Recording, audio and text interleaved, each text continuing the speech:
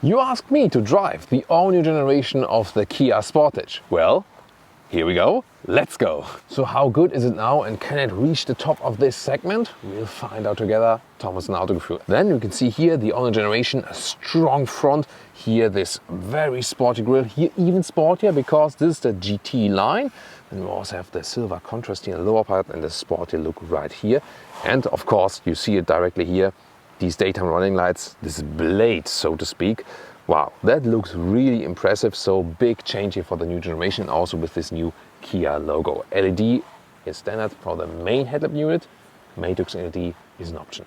Now even more interesting, so everything I'm telling you today basically counts for all the new Sportage versions worldwide. However, there's one difference. So this one here, built in Slovakia for the European market with the short wheelbase. At 4 meters 51 or 178 inches. Then there's also long wheelbase available that is built in Korea or also for the US market in Georgia for the new generation. That's very interesting. A little bit longer wheelbase and overall 15 centimeters or 5 inches longer. So it's not the biggest difference. But here also that rear window graphic will look a little bit different. But from the front here, that area, all the same actually. The GT line would usually come already with 19-inch wheels, however here 18-inch winter tires mounted. And also in the GT line we have here the painted wheel arches in black then, which is still a contrast here to this very dark grey color we have for you here today. Then also the contrasting mirrors and still a chrome trim in the lower part, then the black one in the upper part. That's a very interesting design combination.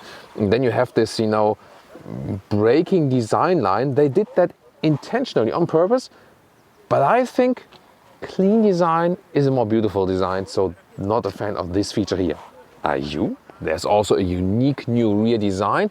The light strip does not go through, although it looks like it at first when it's not illuminated, but you can see here also pretty cool with the tail lamps right there. And also a contrasting part here.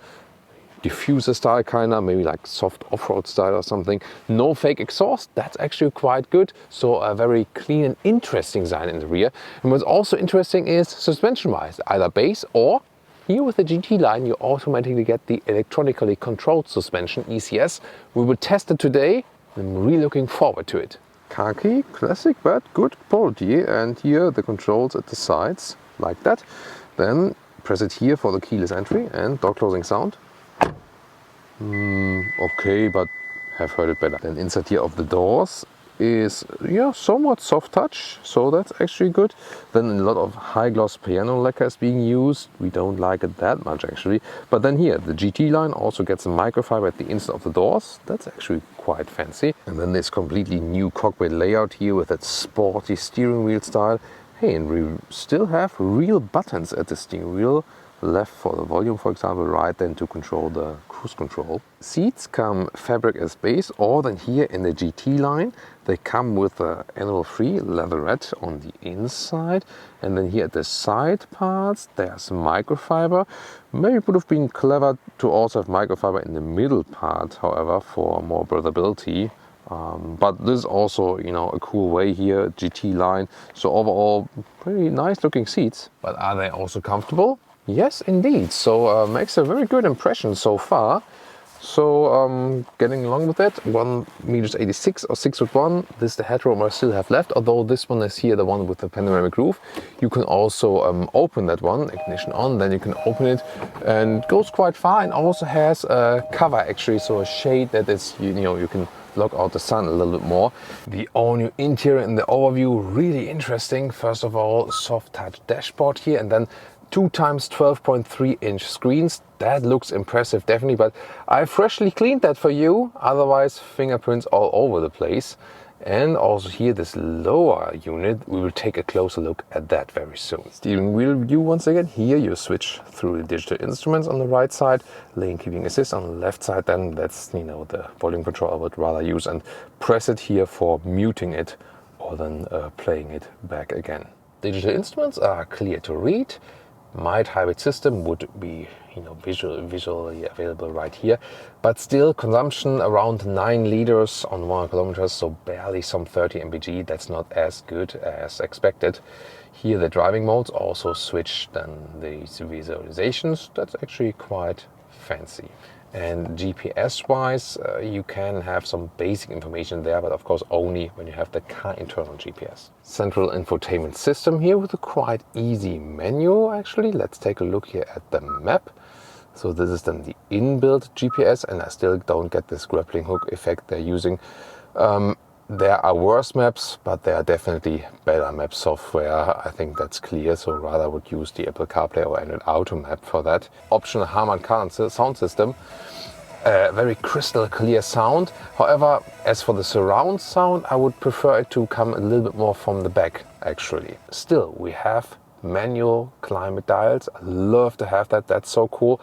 Then they have this dual effect. So this is kind of like the climate menu, but you can switch it then to the GPS. Maybe have some hotkeys like map and so here, but and this one here then becomes the volume jog. However, since we have one at the steering wheel, I would rather leave it then here with a climate unit and to be able to control that here then all the time. Lower middle console, let's open this. And yeah, I mean, a lot of black piano lacquer. Can't there be something else? Then inductive charging pad also in the lower part. Here this area with a nice shifting lever for this new dual clutch transmission, reverse and drive mode, that's it. And here, very cool, heated seats, cooled seats. There's also nice, a leatherette seat that can be cooled, also nice to have that. And also here then heated steering wheel, great to have just individual buttons for these important functions. And then we have the drive mode selector here, for example for sport mode or the eco mode.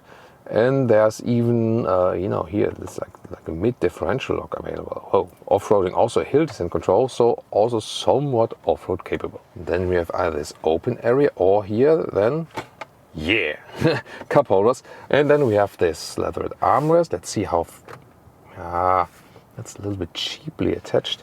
But then, for all your clutter, you have enough space. And the resolution is actually not too bad. Here I also have in this highest spec the fake drone view from above. Rear seats here, hard pack at the inside of the doors, but cool door handle design. And then here, when the seat is to the position I would be driving, I exactly fit in here. Also headroom wise, would be a little bit more headroom without the panoramic roof, but overall offering of space is okay. Also interesting integrated jacket hanger here at the back part of this head restraint. So actually a cool idea. And seating position is good here also in the rear. You can also adjust this back part here a little bit more to the lying back position, more upright. And that's also easily done. Middle tunnel is somewhat present in the middle part. You can also sit, it's actually quite soft and plush, so you can use this vehicle here with 5 tall L's, that's possible. The middle part here, cup holders, but they are not adaptive. Oh, an interesting detail here, 2 USB-C chargers integrated here in the seat. I really like this feature that when you have the key just in your pocket and the car is closed and you approach it, peep, peep, peep, you have to wait a little bit, and then without doing anything, the hatch opens. Trunk area, you can get this rugged rubber pad here, but of course you do not have to get it. The width is about 1 meter or 40 inches and the length is around 80 centimeters or 31 inches. The overall height, really to the very top, is 75 centimeters or 29 inches. And then you can fold the seats from here. That's actually easily done. So left and right, and they directly fold flat. That's actually pretty cool, so good organization of that. And then to the front seats, as I would be driving, is 1 meter 65 or 65 inches. And what about the child safety test? Yeah, I think that's feasible. Engines, 4-cylinder and front-wheel drive or all-wheel drive on demand, either 1.6 liter diesel or 1.6 liter turbo petrol engine, here with mild hybrid technology. There's also an inbuilt hybrid technology available or a plug-in hybrid, and all basically based on the same engine. And for the US market, there will be a 2.5 liter natural aspirated engine, a bigger one. Welcome to Thomas's Driving Lounge with the Kia Sportage all-new generation. Here the 1.6 turbo petrol engine, 180 horsepower, all-wheel drive, 7-speed dual clutch transmission. This one with MHEV, mild hybrid technologies. Here we do have a sport mode. When we go into the sport mode, here instruments change. And let's go from, now I have this car pass, so it's safer for everyone. Then 40 kilometers an hour to, let's see, let's go.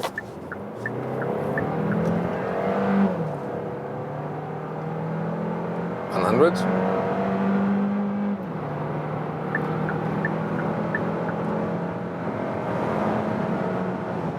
150.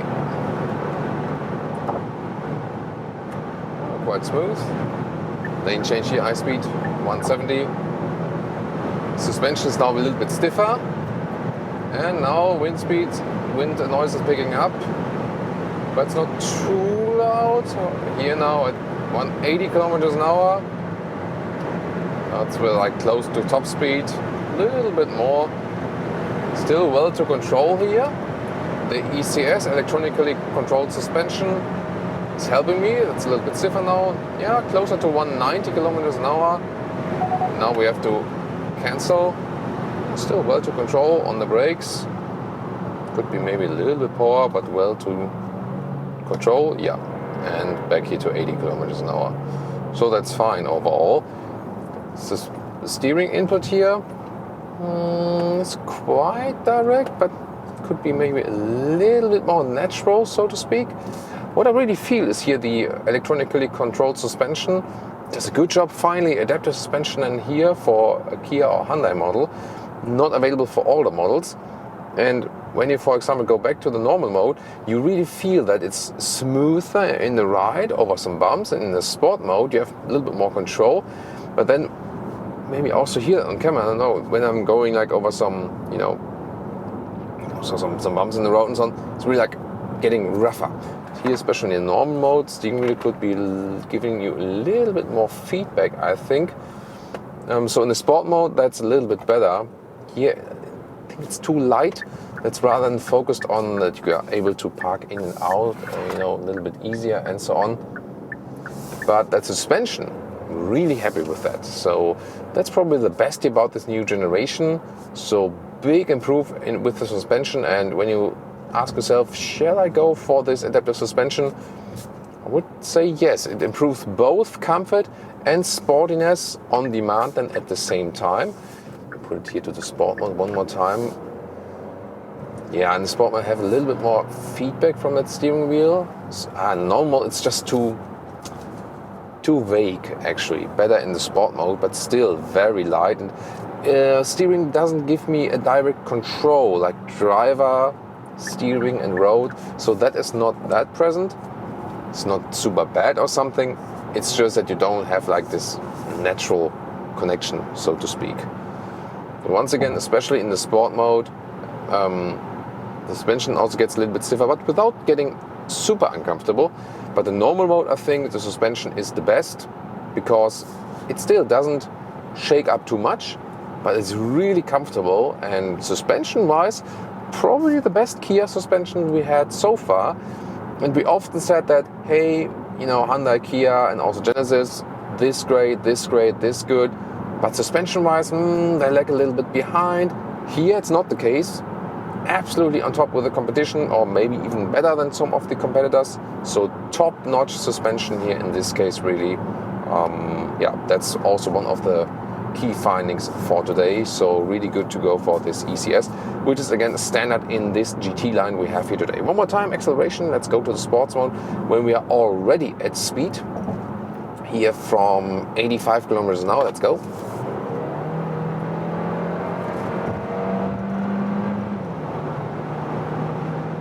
130 and 150. That should be enough for now because I also want to test with the noise. Let's go back to the normal mode. Here at 150 kilometers an hour, some wind noises definitely. Overall noise insulation has been improved. And let's see what would be a very good highway speed. I think here 125, something about that. Yeah, like 70 miles an hour, 120. I would have expected a little bit more improvement as for the noise insulation, so that could be better. Here now, when I have set the cruise control and also with the active steering, let's see, now it picked up, yeah. So now I can increase speed here. Good that we still have real buttons at the steering wheel, so that's easy to control while driving. And now I keep my hands on the steering wheel. Yes, it's already warning me. And now let's see, the motorway goes in a slight bend. What's this car doing? Is it smooth, how it keeps me in the lane? Let's see about that. So it is notable, yes, but so far quite smooth. Earlier I went into a construction lane and that was actually not that well done, so car didn't catch up with that. But here, when we have like very clear lines, it's actually no problem, and that can also be quite good. But yeah, as for the wind noises, it's not too windy outside today, but I feel wind noise, so noise insulation wise, they could have done a little bit better. Obviously, they didn't pay too much attention to that. Maybe just paid it just all the attention to the suspension then. But nevertheless, it's actually a nice ride. If you compare the driving to the previous generation, so the chassis feels a little bit stiffer, so better in handling. And of course, you somehow get a different impression because here of this, of this dual screen, but yeah, you gotta clean it all the time as well. But driving wise, it doesn't feel that it would have been like the biggest step ever from generation to generation. So I would say if you really like, the new digital gauges or so, and that would be super important to you, then it might be a big step. But if you're now driving the previous generation Sportage and ask yourself, do I really need to sell my current one and need to get the new generation? I think the previous generation was also fine, So sometimes there are new generations where we say like, oh my God, this is so much better. This really, like the previous generation looks kind of like bad in comparison to that. But here, I think the previous generation will be just fine. This is a slight improvement in driving, definitely, but not the huge one. Especially when you compare like normal suspension, but biggest difference once again, suspension. And when you say, so far not too much comfort, then get one with the ECS and you will be just fine. Here the GT line is also a nice pick with these leatherette Alcantara mix seats, so this also will be quite good. So once again, suspension is the one I like best. Steering could be a little bit better, noise insulation could be a little bit better. Definitely improvement if you compare the previous generation. Overall, if you compare to competitors, they're doing a lot of things very, very well here with the all-new Sportage, so definitely one of the hot competitors here in this compact to mid-size SUV segment. Size always depending on the definition, which country you're from. One of the big competitors, of course, the VW Tiguan, and we have it as a comparison with the Hyundai Tucson, which is a sister model here to this model. And of course the Ford Kuga, however you pronounce it. Check in these videos with as well.